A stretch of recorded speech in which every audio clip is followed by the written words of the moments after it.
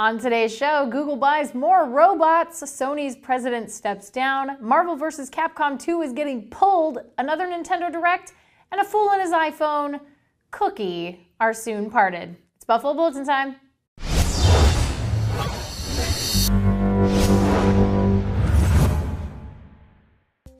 Hello Internet and welcome to the Buffalo Bulletin, where we recap 5 major stories from our site technobuffalo.com every Tuesday and Friday. If you're interested in reading more about any story I mentioned on the show, check the description for links down below or click on the graphics for each story if you have annotations available and toggled on. I'm Ashley Esqueda, here are your top stories.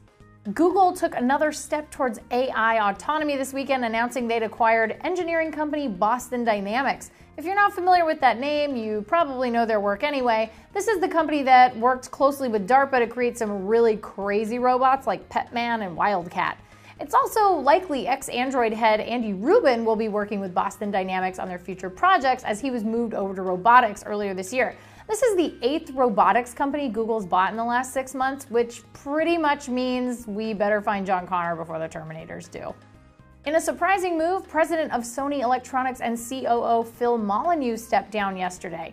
Sony's current vice president and U.S. sales chief Michael Fasolo will take over on January 1st, and Molyneux will still be part of the company, but he'll just be a non-executive chairman. This is all part of an ongoing effort to reestablish Sony's name as a premium brand here in the US, and Sony is hoping the transition to 4K will help them do that. And we'll see if Sony can pull that off, but for now, they'll just have to settle for basking in the glow of the newly launched PlayStation 4.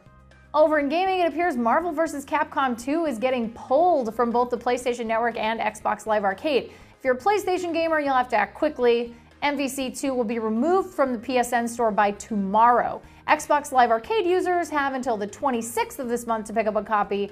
We're not exactly sure if this is Disney pulling Marvel rights from Capcom, but regardless of the reason, this is your last chance to grab an excellent classic fighting game that you can play on modern consoles.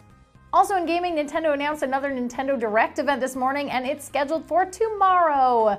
According to the email invite we received, Nintendo will be discussing Wii U and Nintendo 3DS software launching through the spring of 2014.